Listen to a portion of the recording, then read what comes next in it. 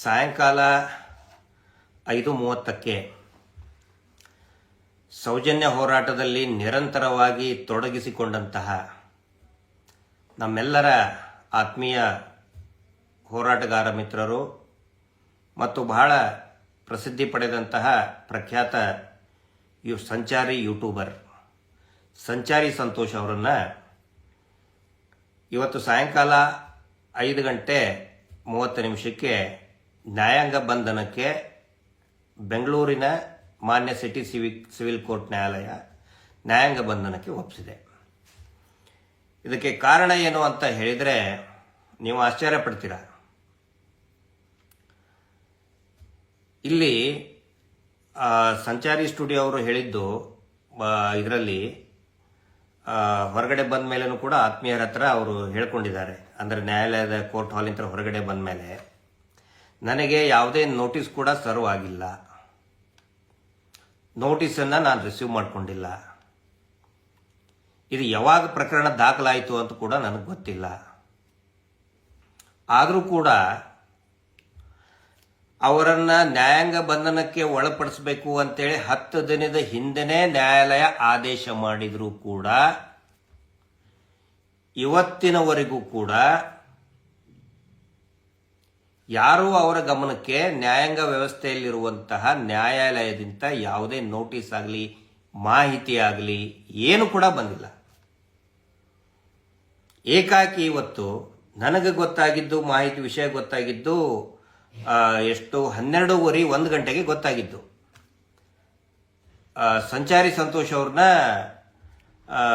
ಹಿಡ್ಕೊಂಡು ಹೋಗ್ತಾ ಇದ್ದಾರೆ, ಅರೆಸ್ಟ್ ಮಾಡಿದ್ದಾರೆ. ನನಗನ್ಸಿದ್ದು ಅರೆಸ್ಟ್ ಮಾಡುವಂಥ ಕೆಲಸ ಏನು ಮಾಡಿದ್ದಾರೆ. ಆಮೇಲೆ ಮತ್ತೆ ಅವ್ರಿಗೆ ಫೋನ್ ಮಾಡಿದ್ವಿ, ಅದು ಕ್ರಿಮಿನಲ್ ಕೇಸ್ ಅಲ್ಲ, ಸಿವಿಲ್ ಡಿಫೇಮೇಷನ್ ಕೇಸಲ್ಲಿ ಏಕಾಏಕಿ ನ್ಯಾಯಾಲಯದಿಂದ ಬಂದು ಅವರು ಅದಕ್ಕೆ ಸ್ಪಂದಿಸಿದ್ದಾರೆ. ಅವರೇನು ಓಡಿ ಹೋಗಲಿಲ್ಲ, ಹೆದರ್ಕೊಂಡು ಎಲ್ಲೋ ಇದು ಮಾಡಲಿಲ್ಲ, ಸ್ಪಂದಿಸಿದ್ದಾರೆ. ಅವ್ರ ಜೊತೆಗೇನೆ ನ್ಯಾಯಾಲಯಕ್ಕೆ ಗೌರವವನ್ನು ಕೊಟ್ಟು ಅವರು ಬಂದಿದ್ದಾರೆ, ನ್ಯಾಯಾಲಯಕ್ಕೆ ಬಂದಿದ್ದಾರೆ. ಅದಾದ ಮೇಲೆ ಇಲ್ಲಿ ನೋಡಿ, ಈ ಹಿಂದೆನೂ ಕೂಡ ಮಾನ್ಯ ಸುಪ್ರೀಂ ಕೋರ್ಟ್ ಯಾವುದೇ ಒಬ್ಬ ವ್ಯಕ್ತಿಯನ್ನ ವಿಚಾರಣೆ ಮಾಡೋದಕ್ಕೋಸ್ಕರ ಬಂಧನ ಮಾಡುವಂತ ಅವಶ್ಯಕತೆ ಇಲ್ಲ ಅಂತೇಳಿ ಮಾನ್ಯ ಈ ದೇಶದ ಸರ್ವೋಚ್ಚ ನ್ಯಾಯಾಲಯ ಸುಪ್ರೀಂ ಕೋರ್ಟ್ ಹೇಳಿದೆ.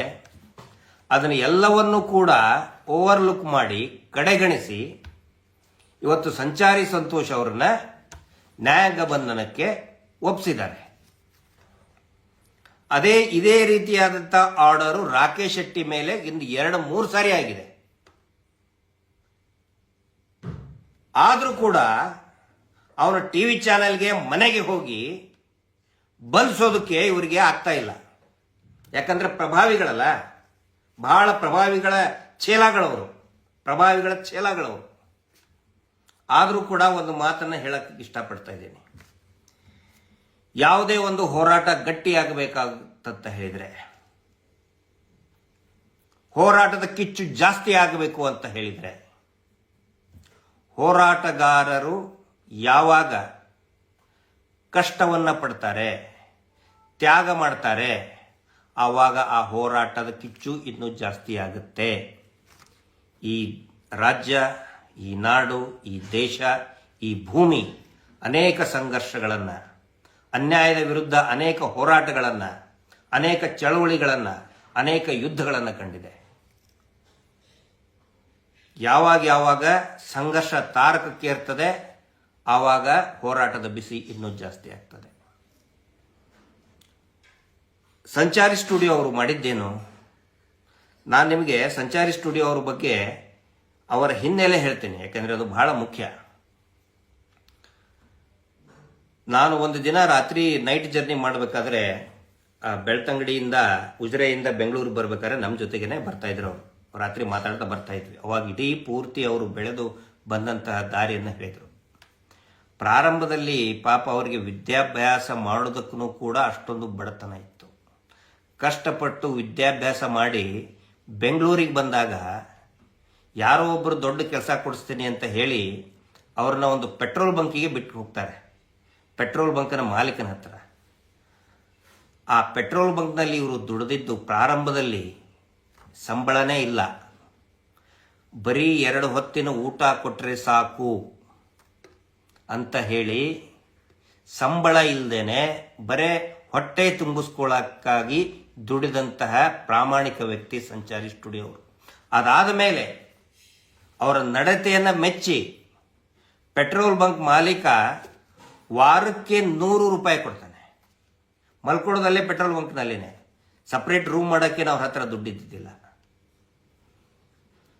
ಆ ಪೆಟ್ರೋಲ್ ಬಂಕ್ ಮಾಲೀಕ ವಾರಕ್ಕೆ ಬರೀ 100 ರೂಪಾಯಿ ಸಂಬಳದಲ್ಲಿ 1.5 ವರ್ಷ ದುಡಿದಿದ್ದಾರೆ ಸಂಚಾರಿ ಸಂತೋಷ್.